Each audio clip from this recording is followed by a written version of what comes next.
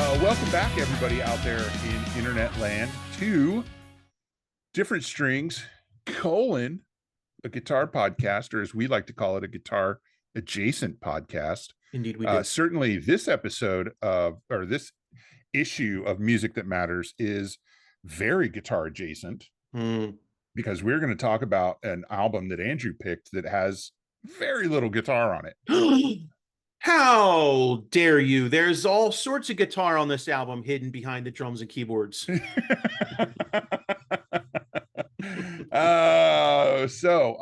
First, Andy's going to tell us how you can find us on the internet, and then he is going to start talking about this episode's Music That Matters. Different Strings Podcast.ca. Yes, we've moved to Canada. No, it's .com.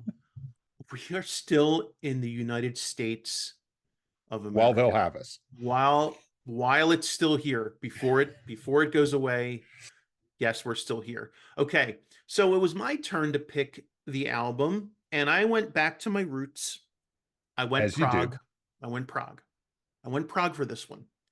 And I decided on going back to 1980, an album by Genesis called Duke by Genesis, not Dookie, which was a previous choice. Green Day. I'm sensing. I think there's some things here you might need to work out with a therapist. There's problems in the Finberg household. No, so I went with Duke by Genesis, and I will not beat with a dead horse my favorite expression that this album is an absolute banger and that every song slaps, because honestly, I don't think every song slaps. I have to agree with you on that. I think there's a lot of slapping going on. There is. But there's a couple of slap breaks in between. So, I feel that way about a lot of prog. Mm-hmm. There's a lot of slapping, and then there's a lot of stuff that's a little more like jerking off. Well, I actually like it's another form of slapping on this album. Let me take you back a minute. Okay, take us back. It's 1978, 79, and Genesis has just finished their tour for the album, and then there were three. And this is the first album they did after the departure of one Steve Hackett, their guitar player.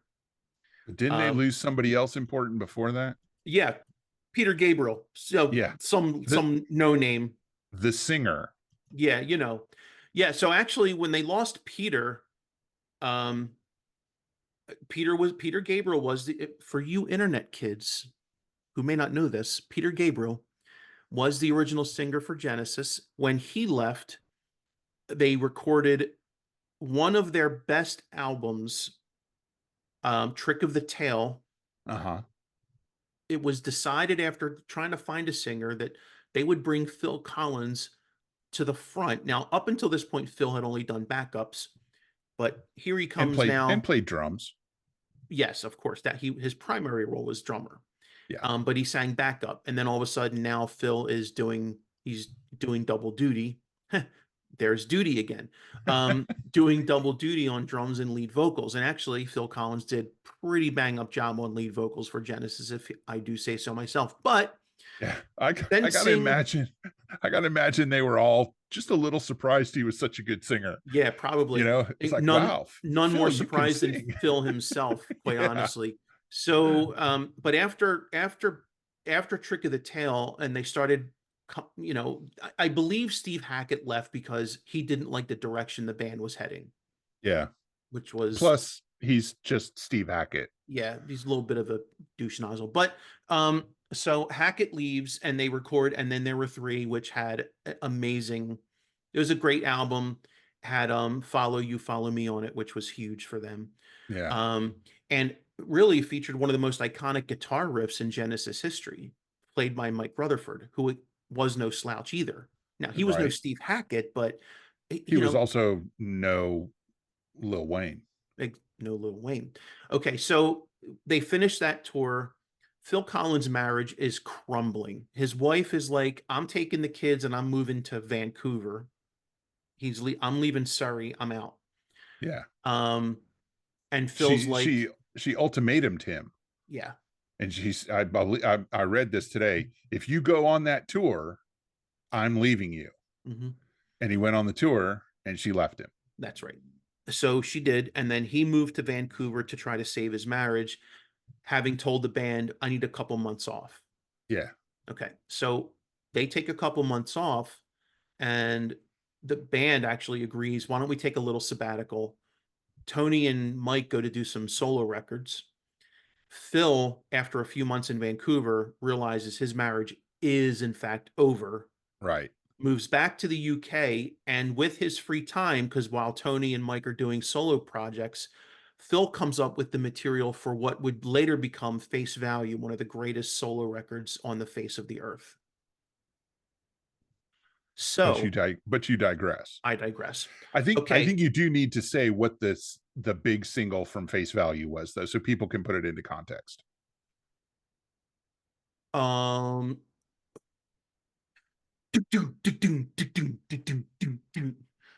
In the Air Tonight. This is how Yeah. people know Phil Collins. They know Phil Collins from the most iconic drum fill that's ever been recorded.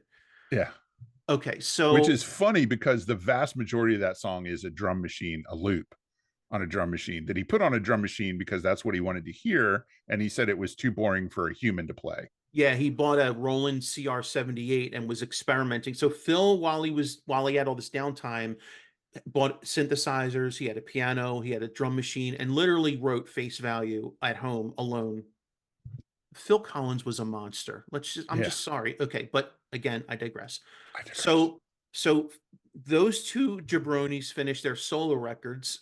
Now they're finally ready for Phil, and they get back together and they're like, what are we going to do? So each band member, that they agreed each band member would bring two songs to the sessions that they wrote, and then the rest of the album they would write together.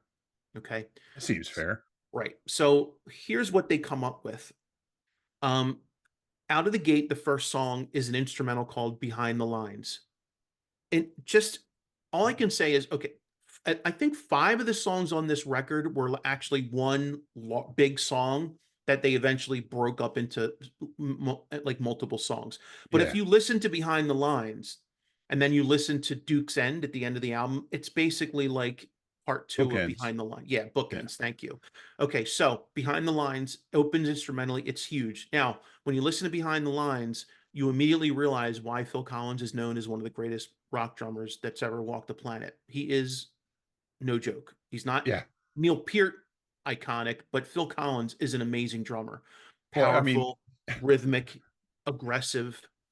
he was the drummer in Genesis before Genesis was what we think of as Genesis, That's right. you know? Yeah, he was the drummer. Phil Collins was not the front man for like a decade, I Yeah. think. And you don't, like you think about the drummers in Yes, in Dream Theater. You do not get to be the drummer of a prog band if you don't have the skills. Thank you. And you got to have mad skills. Yeah, Murph Pepler from, Ozric Tentacles is on Yeah. the chat. So, So okay. go Gadget Phil. So, Behind the Lines, awesome tune. Then comes song two, Duchess.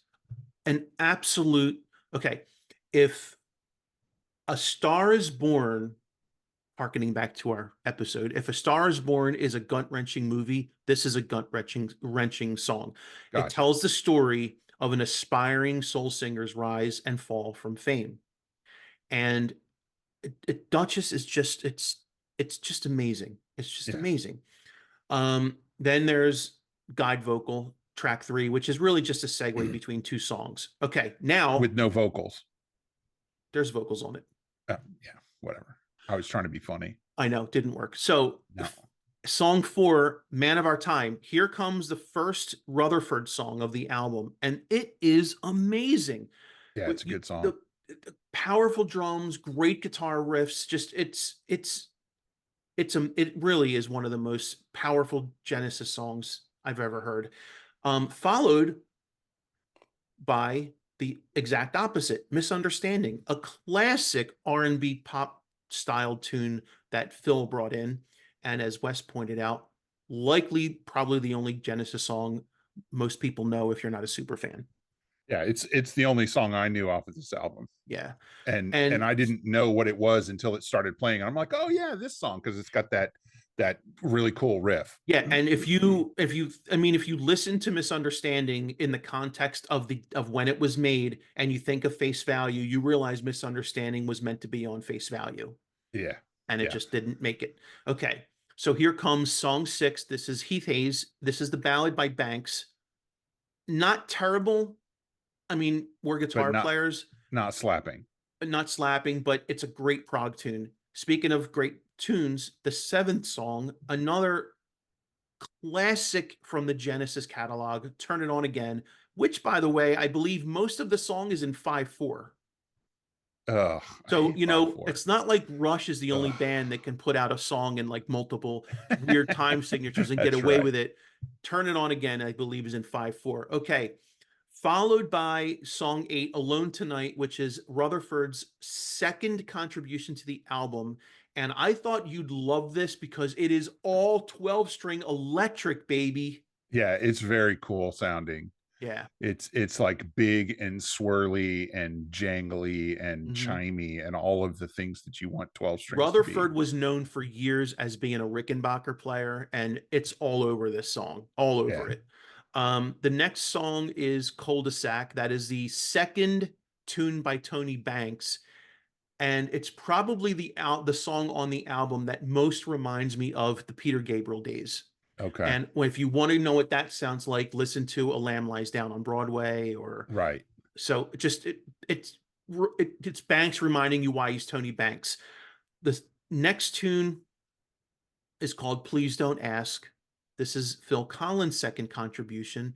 And of course, this is his homage to his failed marriage and how much he's missing his kids. He wrote this while he was mourning the loss of his marriage and missing his Yeah. kids. And then you have the last tune, which really is 2 tunes on the record. It's tracks 11 and 12, but really it's like they blend right into each other. Duke's Travels and Duke's End, which are basically instrumentals. And if you listen to the last 3 minutes of this album, you will hear some of the most incredibly fast-paced, hyper drums I've ever heard. It's just this album Crazy. ends with such power, and I cannot. This album is a trip. It is a journey. I never listen to this album one song at a time. If I put this album on, I'm listening to the album front to back every time. And now, as a guitar player, this album meant nothing to me.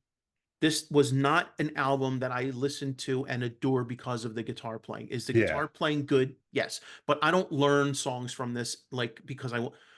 But this album is such like I said, it is such a journey musically, front to back. It tells this massive story, and you can hear, like, to me, this is Genesis at a crossroads. Harken back to the other episode. This is Nice. they finished the tour. Their Phil's lot life is in pieces, and he's about to embark on a solo career. He knows it. He knows his life is going to change. He's got one more Genesis album in him before he goes solo, and they put out this freaking masterpiece. I'm sorry, man, but there is just something about this. I know Abacab follows this, and that is by far a more popular album because of the song Abacab. And then the one that follows that is probably my second favorite Genesis album, the eponymous Genesis album, 1983, the one that features Mama and Illegal Alien and like other great songs. But this is the last prog Genesis album. Yeah. Yeah. It really is. Abacab is like prog light. If you listen to Abacab right after Duke, you can hear that prog Genesis is gone. Like they're morphing into I Can't Dance Genesis, and those are the days I can live without. You And want to know something funny? go ahead. Abacab's my favorite Genesis album. It's okay. It's It's the one I okay. listen to over and over and over. It's okay, man. I'm just saying, oh, you're not a prog guy. You have different tastes in music. Yeah. So, like as a prog Genesis fan, this is like their last ditch. This is their last one. And Yeah. everything after this. And again, like I like Abacab. It's a great record. The Genesis album, that's a great record. Even We Can't Dance is not a bad record if you like that kind of music and you like Phil's voice and like Yeah. It's not proggy though. it's just not prog music, although it's good, it's fine, it's fine. It's good. Genesis, it made them lots of money and they had fun on tour. Yeah. And good for them. Here's the thing about Genesis, specifically Phil. All that great singing he did destroyed his voice, Yeah. and all that drumming he did destroyed his knees and his Yeah. back And his and his back. Yeah. elbows. So if you see Phil Collins today, He's you messed up. you see a decrepit, hunched over, broken man. Okay. Yeah. And his voice is so shot that all of the songs they perform now have to be several keys lower. No longer plays drums. His son, Nick, plays drums, who is a very accomplished drummer in his own right. Gotcha. And Phil comes out on stage with a freaking cane, if he can make it to a chair, and he And sits in the sits in the chair. chair Yeah. all night. He did one tour like that, and I thought, well, that's heartbreaking. I hope he doesn't do it again. And guess what? He did it again. So, an episode sooner or later we'll be doing about bands or musicians that need to hang it up. 1980s Duke by Genesis. Go listen to it. Let it move you. Enjoy it. Love it. Appreciate it. It's in the pantheon of great, great records. It's probably not a record a lot of people talk about because it's always like, well, Lamb Lies Down or Abacab. It's like, no, I'm telling you, just listen to Duke. It is amazing. Yeah. I will freely admit that I never listened to this until you told me it was going to be the album for this episode. Mm-hmm. And I listened to it once when you first said it, and then I listened to it again today. Mm-hmm. And uh, it I know why I didn't find this album, because I only really like Genesis from Abacab forward. Mm-hmm. And they're not one of my favorite bands because at that point they didn't have, I mean, I don't want to cast aspersions on Mike Rutherford. Mike is a very good guitar player, but Genesis is not a guitar band at this point. No, or And ever. he plays very good guitar, but he doesn't play a lot of solos. Mm-mm. Yeah. So they just weren't on my on my radar. I liked the radio hits, Mm-hmm. and that's about it. But Yeah. I love that album, Abacab. I don't know what it was about Abacab. I would have heard it in the early 80s when I lived overseas. Mm. I was, there was something about it that touched me. I know specifically the Collins songs that are on there, No Reply at All, Who Done It, Man on the Corner. Those Mm-hmm. songs really speak to me.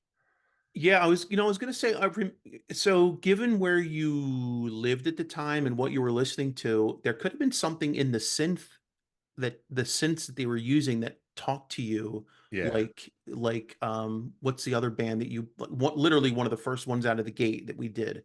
Um, That was months ago. yeah, I know. It's like I don't remember, but there could have been something about Oh, it, or Human League. Human League. Yeah, there could have been something very Euro synth pop about this album in a way that like just you found attractive. But hey, look, Genesis or Abacab, brilliant record. They sold 1 billion of them. I mean, it's a great record. So Yeah. no aspersions cast for not liking Duke as much, but it's just when I being a prog guy, when I listen to Genesis, I like to hear them be experimental and Yeah.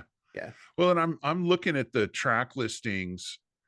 I if I got a Wikipedia window up and I'm looking at the track listings for all of the albums after Avacab, and there's a lot of variety, but there's Mhm. also a bunch of songs that are, you know, 8, 9, 10, 12 minutes long. Mhm. They didn't abandon their prog. That's just not the stuff that was getting played on the radio. Right. So they were throwing a moneymaker on the album. Invisible Touch, Land of Confusion. Land of Confusion, great song. They're throwing a moneymaker on there so they could stretch out and indulge Mhm. themselves. Yeah. Well, Um, I mean, if you look at, I don't know. I don't think the long song, like Tonight, Tonight, Tonight is on Invisible Touch. I don't think that's a prog song. It's just a very long pop song that got gotcha. shortened. But I mean, it's okay. Like I don't know. Like Yeah. I Invisible Touch is probably the last Genesis album I Listen I to. listen to on a regular. Yeah. Um, After that, things got like, I think Calling All Stations didn't have Phil on it, and I was not What's the interested in. point I even was then? not interested. Yeah. They at least they didn't call it, and then there were two. Um, but here's the thing: looking at the pages on these songs, Hmm. it's always just the three of them. They didn't use a bunch of studio musicians. They didn't use a bunch of ringers. They did I it all mean, themselves. yeah. Now they toured with Chester Yeah. Thompson and Daryl Sturmer, so they Well, didn't, but they they're not morons. recorded. They want to play. Yeah, but they didn't sample. And they didn't use backing tracks either, but they did record everything on their own. And they were, I mean, Phil was capable of doing 90% of the legwork, Yeah. but Tony Banks, is one of the just most amazing keyboard players, composers in the 20th, 21st Yeah, century. He's that's just, the thing I got from this album was a much healthier respect for Tony Banks and his skills. yeah, yeah. The songs that he wrote don't reach me quite as much as some of the other ones, but his playing is amazing. I started to think, and I like Rick Wright, but I started to think what would have happened if Tony Banks was in Pink Floyd. Yeah, yeah. And Hmm. that would have been, that might have been cool. Yeah. Um but of course Rick Wright was the perfect keyboard player um for Pink Floyd Yeah. throughout their career. But Yeah, arguably. so but yeah, so that's kind of what I got from this album. I don't know that I'll go back and listen to it again, but I did not hate listening to it for this episode. That's 100% for sure. Well, I appreciate you listening. Yeah, it was good stuff. I enjoyed it. All right, man. So I I guess that does it for music. That we're going to be in bed early tonight. What's going woohoo. on? I don't know what to do. That means I got to pick something that we're going to argue about for next episode. Ooh, we get some verbal fisticuffs going. We'll see what I can do. I surprised you a little bit with the Outfield, but you still like that album, so it wasn't. We didn't have nothing to Like, fight about. there's no like in that album. That Yeah, is just exactly. that's a absolute banger. That's a great album, man. No, I Cool. knew I was throwing you a prog album this week, and I knew that would be a little bit of a head turner, but But I appreciate. I like it when you do that because it's, I don't trust a lot of people when they say, "Hey, you should listen to this album," but I do trust you when you say, "Hey, you should listen to this album." Oh, thanks, man. So I really enjoyed listening to this album, even though I'm not going to go back and listen to it. I'm not going to go buy a copy, But but you all should go listen to this you darn should go album. listen to it. It really is, especially if you like the prog, like Andy does, Mhm. then I think this would be a great album for you to listen to. But I'm looking for guitar solos. All right. Well, next time I'll pick a guitar. You know what? I'm gonna pick. But I like having my horizons broadened. Speaking of horizons, maybe one of us has to pick an easy one soon. Because I feel like you and I have danced around a couple albums. We've talked about them a couple times, but never actually put them on the list. Peace of Mind, Iron Maiden, and things like, so I don't know. There might be something we just need to get off our chest and just Yeah. say, look, kids, just go find it and listen to it. Maybe we'll have to throw up a lob. But Yeah. until then, we're gonna sign off, and Andy's gonna tell us one more time how to find us on the internet. Oh, that would be whitehouse.gov. Oh, no, don't go there. Don't go there. Don't go there, woke kids. Different Strings Podcast.com. And we will see you out there again sometime soon. Thank you for joining us. And if you're a fan of Duke, tell us about that in the comments. Send us an email, write us and tell us what prog album we missed. Tell us why you love this album or what Genesis album is your favorite, because I'm curious to find out about that. I freely admit I know very little about Genesis. So I that's one of the reasons why I enjoyed listening to it. And I look forward to hearing from other people who love Genesis as they tell me what else I should listen to. Yeah, get on it. Get on the stick, Wes.